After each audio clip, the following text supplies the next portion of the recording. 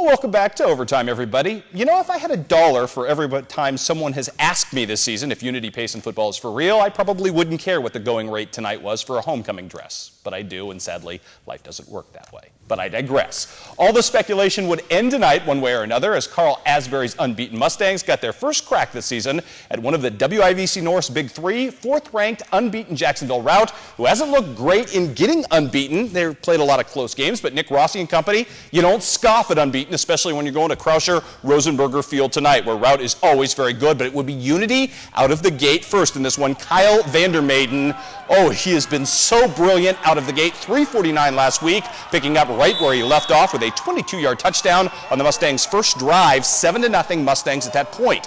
Unity's defense played much better to start, at least this week, after giving up 49 to Clopton-Ellsbury. Happy to see a team running. TJ Klitz with a nice tackle right there. Looked like Unity was going to add to their lead as the Mustangs go to Aaron Whitler on what would be a phenomenal carry and breakaway run right here until Mr. Whitler gets popped and popped hard, and the ball pops loose as well, and that would be freed up for Garrett Eilering. Oh, he's not just a kicker, kids. He can field the ball and play a little safety right there. That pickup would turn the tide of this game immediately, as it's Nick Rossi, the outstanding running back tonight who had 4 touchdowns. He's going to put a little spumante on this one. Rossi getting it done tonight with a little Asti as well as he scores some 38 yards out. It's 7-all at that point. Back answers Unity Payson. Kyle Vandermaiden on the little single wing, a little wildcat action right there down to the 1-yard line. He would set himself up for another one of those wildcat carries and splash in to make it 14-7 Unity. We're still not done. This game got wild again, and every time Unity Payson seems to play a game, it turns into something wild. Right off the bat here, Nick Lonergan breaking away. You won't see it here, but on the front end of this, Cullen Sheehan throws the best block of the year at about the 20-yard line, just killing somebody right there. Maybe you do see a little bit of it. Sheehan doing work at offensive guard tonight, and that, my friends, is a score for Nick Lonergan. Makes it 14-all at that point. You know what? Unity Payson would answer back immediately, but not in typical fashion right here. Going to the air is Aaron Whitler. He's going to fake everybody out, including me. I didn't expect the ball to go to the air. He's going to hook up with Drew Miller. Miller breaks away from coverage and everybody else, and that's going to be an 84-yard touchdown scamper to put Unity Payson back up at that point, 21-14. We're still not done yet. Back to answer. All of this in the first half, mind you. Routt going to the air again. It's Nick Lonergan to Brant Young. The transfer for Virginia, who was amazing tonight, had over 100 yards rushing, had this big catch on 4th down to keep his team moving, had a couple of touchdowns, and had 20 tackles on the night. Brant Young, a full-growed man. You see him here with a touchdown that ties the score. Second half, it would be Routt taking advantage of 5 Unity Payson turnovers, and it would be all Routt in the second half as Routt wins and stays undefeated by the final count in this one of 44-31. More for you from the homecoming set today. A black tie affair at Winchester. West Central hosting Pleasant Hill, leading 20-6 at the half as Nick Graham's team looking good with the jet sweep action. And this is Austin Bays, who had over 100 yards rushing. He was none too shabby. Or shabby, I should say. That's a pickup on 3rd and long. More from Mr. Bays, more from the jet sweep action right here, as you will see him do it yet again. Again, on 3rd down and 7 this time, gets the necessary yardage to keep the drive alive, and that is going to set up his big brother, Jordan Bays, who threw for 185 yards today on 10 of 12 passing for a couple of touchdowns, including this nifty one to Luke Nash. Nash had a receiving touchdown, a rushing touchdown, and a kickoff return touchdown. He was good as well today. Extends the score at that point to 26-6. Pleasant Hill facing 4th and 5 on the ensuing possession. Look at Matt Gunterman on the fake punt hookup right there with Alex Rodhouse to keep the chains moving, and then it would be Gunterman doing all the heavy lifting trying to get his team back into this game. 11-yard run from Gunterman right there. That would set up a 1-yard Matt Gunterman run for a touchdown and cut the lead at that point to 26-12, as you will see Mr. Gunterman go to work right here. He is, for a quarterback, a very strong, burly man as he gets that in and makes it a 26-12 lead at that point. But you know what? West Central had the mojo working today. Next possession, again, it's Austin Bays. He fumbles it and still manages to keep going, keep his feet, and get the first down pickup, though he'll pay for it from Matt Gunterman, who hits as big as any linebacker in the area. But that would set up this, the Bays to Bays connection. Oh, it's the Bays City Rollers, if you will, as it's Jordan to Austin for the decisive, put this game away touchdown. Brandon Reed, I told his dad we'd work him into the highlights. We don't lie here at KHQA. Brandon Reed in with a 2-point conversion as West Central gets a big win. Some would say an upset win, 47-26. How about Triopia, fresh off that big win over Brown County, taking on ISD. Third-ranked Triopia looking, well, a little flat early, but they would come to life eventually. First play, though, check this out. This is kind of a sign of what a strange day it would be. Tanner Huddleston finds Jansen Yale, who fumbles the football. The football actually deflates as it rolls out of bounds. No matter, they found a new football, and Triopia would find Jared Sanders to cap the first drive with a 3-yard run, made it 7-0. Eventually, Triopia would kind of wake out of the doldrums today. It would be John Love coming up right here with the quarterback sack of Adam Bizzarro, the ISD quarterback. More on him in a second because he's going to factor into your highlights prominently in just a bit. That would set up more defense. Blake Richardson, the outstanding linebacker, making his presence felt with a tackle for loss right there. And Triopia would eventually get the ball back, which would set up Derek Shoney, and he's going to do some running right here. And this is pretty stuff from the outstanding fullback. Look at him cut away from about 3 different tacklers for a pickup right here of 27 yards. Just one more guy to beat, and he would have been into the end zone for the score. That sets up Tanner Huddleston, who looks really good throwing the football. John Love on 4th and 11, screen wide open, untouched into the end zone. It's 14-0. We're not done with Huddleston. We told you Triopia is throwing the football this year, and they're doing it rather effectively as the fans, even the kid with the fuller brush on top of his helmet, enjoy it. This, my friends, Tanner Huddleston to Jansen Yale, makes it 20-0. More defense to come right here from Triopia, courtesy of Philip Whited. And Whited, his move from defensive line to linebacker, and he's a hitter. That forces 4th down, and this is the play I've been telling you about. The punt into a stiff wind goes straight up and straight down, never crosses the line of scrimmage, and is caught by Adam Bizzarro, who's going to wisely pick it up and run with it. Triopia just sitting there, not realizing that that, my friends, is effectively a pass. Since the ball didn't get past the line of scrimmage, Bizzarro can return it. He does so, 80 yards for the touchdown. Look at it again. You can't do this. You could do this all day and not kick this ball and have it come straight back down going roughly 4 yards. And that's what it did. But more power to Bizzarro for being smart enough to grab it and score the only touchdown of the day for ISD. I told you it was strange, and if we were doing a not sensational 7, this might qualify for that and sensational 7 as well. Triopia none too happy about giving up the score, so on the ensuing kickoff, Jansen Yale is going to take out his frustrations and break his big brother's record for return touchdowns, coming up right here with a rather sizable 65-yarder for a score. Jansen Yale working his magic along the sidelines. The Yale family having a wonderful, wonderful day. Big sister's a cheerleader for Mizzou, by the way, as Jansen Yale with a nice stiff arm there. Triopia wins in a rout this game. 55-6 was your final. One other football score to pass along. Scotland County not successful on the road, down by Jefferson City, losing to Tipton 49-0. We do have a couple of soccer scores to pass along. Quincy High School wins in double overtime over Jeff City. Blake Herman now has 13 goals in the season, including the golden goal today. And Quincy Notre Dame, a winner today, getting yet another shutout over U High. I believe it was Parker Reese who actually had this golden goal today. 1-0 was your final there. And when we come back, we'll check in on some volleyball and more goodies up next.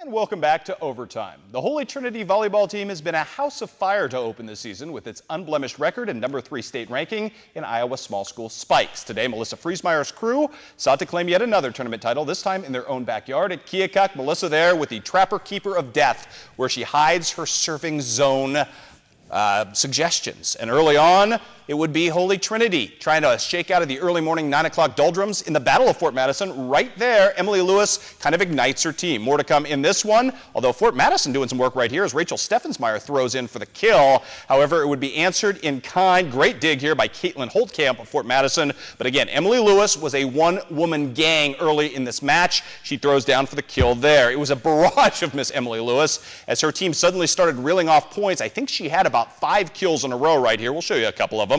As she was good, so too today, the freshman phenom Michaela Fecky, who has just been an AAU sensation, played on a national championship team this summer. Look at her throw down. She's a freshman, kids, and she can swing it. More Fecky here with finesse, or Feckness, if you prefer. We'll call it that. More to come from Holy Trinity as they're going to run away with game one, 21-9 in this one. Caitlin Frazee getting one in as well. More to come from Miss Fecky as well, as Holy Trinity was cruising in game number one after they got ignited, and they'd continue to do so. More to come right here, this time going away from you. That is Miss Fecky with the throwdown for the kill.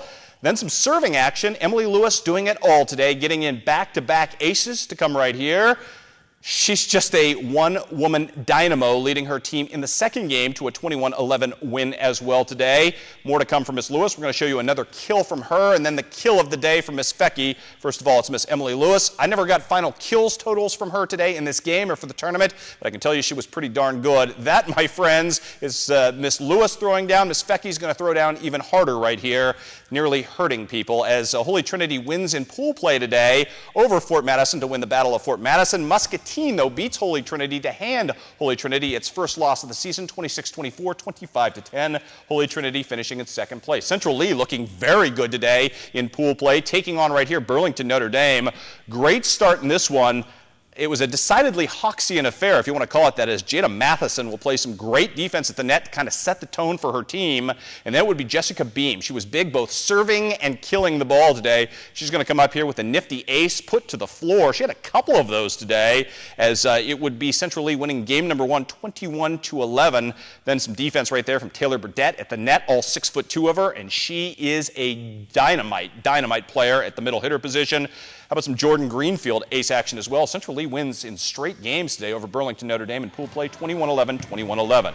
Also, Keokuk taking on your eventual champion Muscatine today. Some moments for the host team, some good ones. Amanda Westby right here with a pretty kill. Actually, that's a side out for her team as she gets her team out of trouble right there. That's going to be Rachel Dunlap with a pretty kill as well. But Keokuk got beat by a very good Muscatine team today in pool play to start the day off on kind of the wrong foot. Scores for you now. We have plenty of them. In volleyball, Quincy High School still undefeated, winning 2 in rather drastic fashion today over Rock Island and over Alleman. That second game, 25-7, 25-2. That's about as big a massacre as you can get. Riverton finals today. Southeastern finishes second. All tournament honor stay for Miss Nelson and Miss Peterson, who were both very, very good. Also today, Quincy Notre Dame knocks out Peoria Central in straight games. Gracie Barnes with 9 kills for the victors in that one. Hannibal still rolling along nicely in conference play, beating Marshall in straight games. Melanie Blaze with 5 unassisted blocks on the day. We've also got some softball for you, if we could. Knox County still undefeated, winning the Louisiana tournament over surprise finalist Monroe City, which got a great day today from Carly Spalding. Despite the loss today, Knox County, I think it's now 13-0. Monroe City, though, a fine showing there. Also, look at South Shelby coming to life, winning their first tournament title in forever. They knock off Clark County in the championship game of the Paris tournament 5-4. Consolation bracket, that tournament title went to North Shelby, the consolation tournament title, as North Shelby beats Paris 6-1 there. When we come back, we'll have plenty more for you, including some big fun from the college docket. Maybe we'll check in with the Cardinals as well.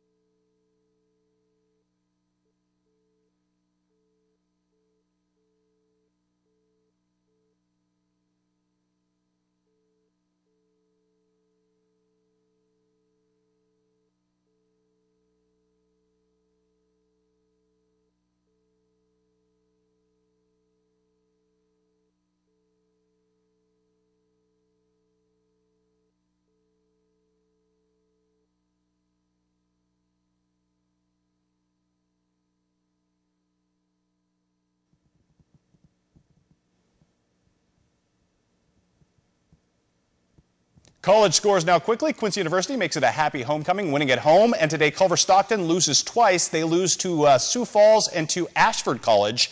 I just hope to live long enough to the day to see Culver Stockton play an Ashford and Simpson doubleheader. That didn't happen today. Culver Stockton loses too. Also, in soccer today, HLG with the clean sweep of Lindenwood Belleville. 6-0 your final on the men's side, 2-0 your final on the women's side. Quickly now, the St. Louis Cardinals in action.